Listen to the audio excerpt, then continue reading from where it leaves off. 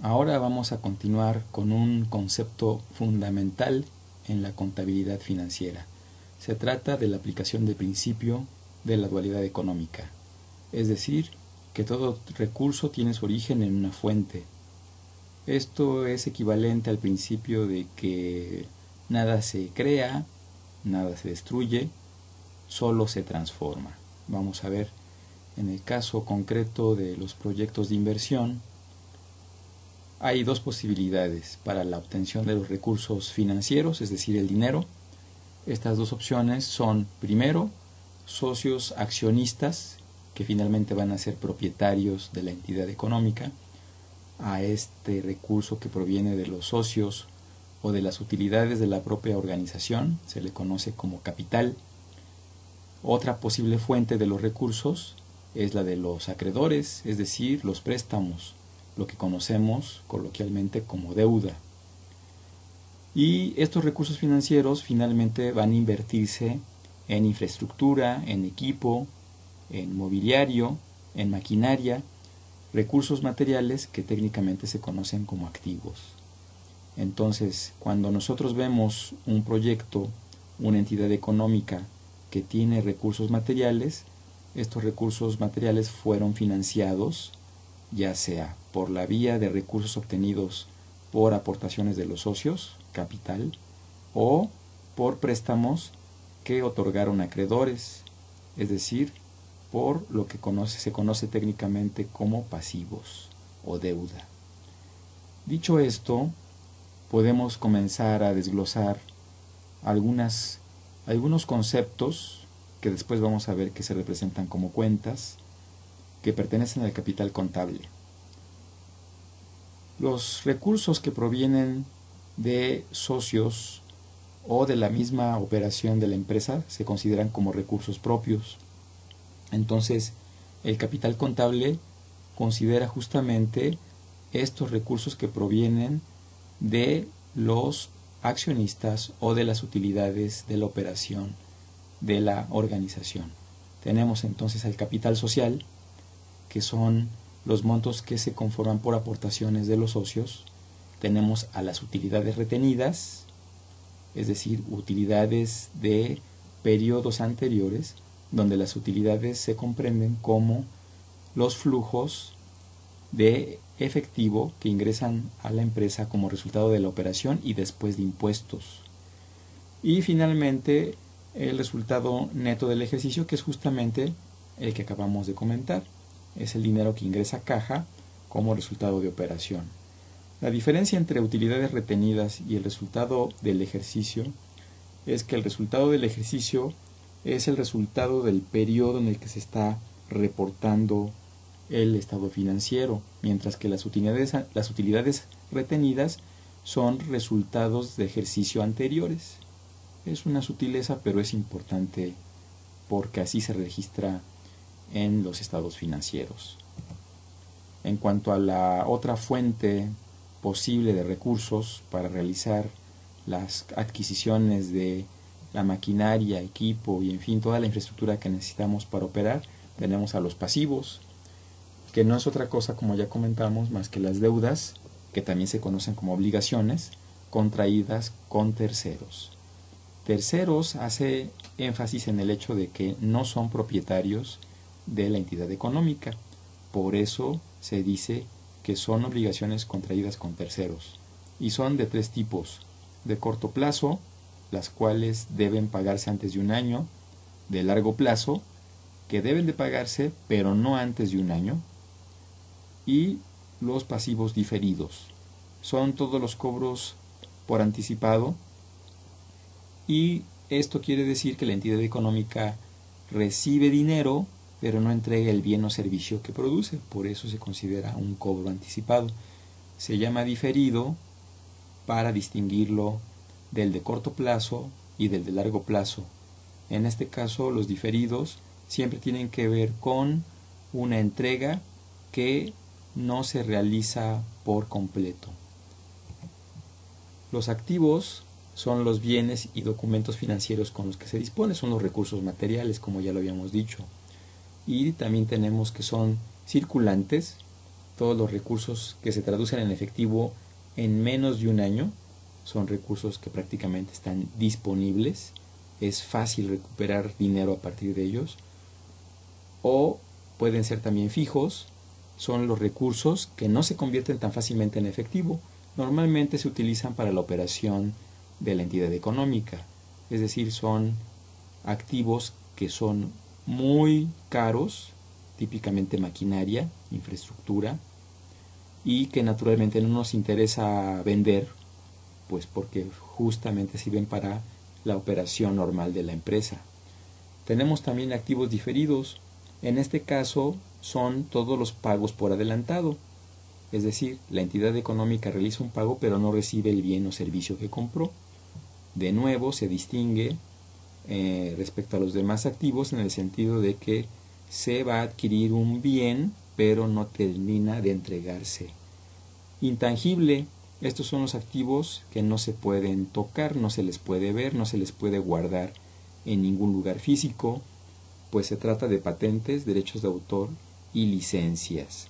En este sentido, más bien son documentos que otorgan al propietario estos derechos y estas licencias de las que estamos hablando. Entonces, hecha la aclaración de que los activos van a comprarse con dinero que o bien proviene de los propietarios o bien proviene de acreedores, así es como funciona la ecuación fundamental de la contabilidad. Es muy simple, pero es muy importante. Y es que el monto en efectivo que representan los activos es igual a la suma de los préstamos solicitados, es decir, pasivos, más la suma de las aportaciones de los socios y las utilidades que también proporcionaron recursos, es decir, el capital. Por eso se dice que activos es igual a pasivos más capital. Y nosotros podemos observar aquí en este recuadro una representación gráfica que nos muestra cómo el total de los activos es equivalente idénticamente a la suma de pasivos más capital. Lo que estamos diciendo es que cualquier activo tiene su origen en recursos que o bien vienen de pasivos o bien vienen de capital. Y no puede aparecer dinero de la nada. Esencialmente eso es lo que representa esta identidad. De esta misma identidad nosotros podemos despejar el capital y vemos que queda como activos menos pasivos. Esta es otra forma también de representar la misma ecuación fundamental de la contabilidad. Una variante se conoce como capital de trabajo y se refiere únicamente a los activos de rápida realización, los que se conocen como circulantes, y a los pasivos de corto plazo, que son, digamos, de alguna manera equivalentes en cuanto a que hay que liquidarlos en el corto plazo, y por eso son equivalentes a los activos circulantes en el sentido de que se mueven rápidamente. Por eso a la diferencia de activo circulante menos pasivo de corto plazo se le llama capital de trabajo. Intuitivamente quiere decir que si yo tengo recursos disponibles, activos circulante, y también tengo que pagar pronto deuda, lo que me queda realmente disponible para trabajar es lo que tengo como recursos disponibles menos las obligaciones que tengo que liquidar. Eso es lo que me queda para trabajar. Por eso se le conoce como capital de trabajo. Y también muestra el mismo fenómeno de que los recursos o tienen una fuente en pasivos o en capital y no puede aparecer dinero de la nada. El concepto de cuentas es un concepto también fundamental y tiene su sustento en esta propiedad de la dualidad económica. En el caso de las cuentas, vamos a conocer su aplicación de este principio contable como el principio de la partida doble. Básicamente lo que se dice es que en las cuentas nosotros tenemos siempre este formato, es decir, aparece en la cabecera el nombre de la cuenta, existen dos columnas, la del lado izquierdo se denomina como columna del debe y la columna del lado derecho como la columna del haber. En la columna del debe se registran operaciones monetarias que reciben por el simple hecho de colocarse en la columna del debe como cargos. Por el contrario, las operaciones que se registran en la columna del haber, por el simple hecho de registrarse en esa columna, se conocen como abonos. Entonces, de esa manera identificamos a los registros. Si un registro está en la columna del debe, se llama cargo. Si una operación se registra en el lado del haber, se llama abono. Así, cuando hablamos de cargos, sabemos, por ese simple hecho, que se debe a un registro en la columna del debe. Y si hablamos de abonos, sabemos que se refiere a un registro en la columna del haber. Así, nosotros podemos ir registrando diferentes cargos en la columna del debe, diferentes abonos en la columna del haber, y cuando terminamos la jornada podemos decir que hacemos un corte en las cuentas, sumamos el total de cargos y a eso se le denomina como movimiento deudor. A igual, en la columna del haber sumamos los abonos y al final registramos el total de la suma, que se conoce como movimiento acreedor. Cuando nosotros tenemos el movimiento deudor y el movimiento acreedor, es decir, la suma de los cargos y la suma de los abonos, al restar una de la otra obtenemos el saldo. Cuando la cuenta da como saldo cero, decimos que la cuenta está saldada. Es decir, cuando los cargos sumados son iguales a los abonos sumados, o en otras palabras, cuando el movimiento deudor es igual al movimiento acreedor, entonces se dice que el saldo es cero y la cuenta está saldada. Y se representa, digamos, en la cuenta con dos líneas paralelas al final. Esto indica que la cuenta está saldada. Cargos y abonos suman lo mismo.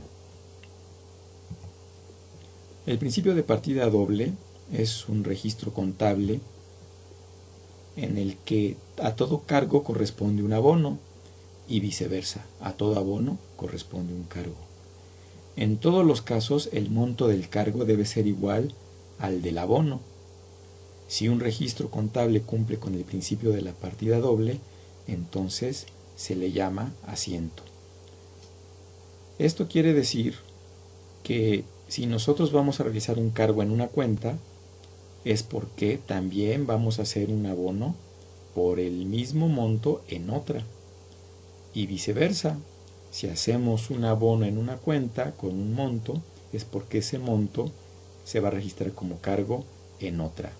Esto lo que indica intuitivamente es que un recurso no aparece de la nada. Lo quito de una cuenta para mandarlo a otra. Y de esa manera se mueven los recursos. Por eso se dice que a todo cargo corresponde un abono.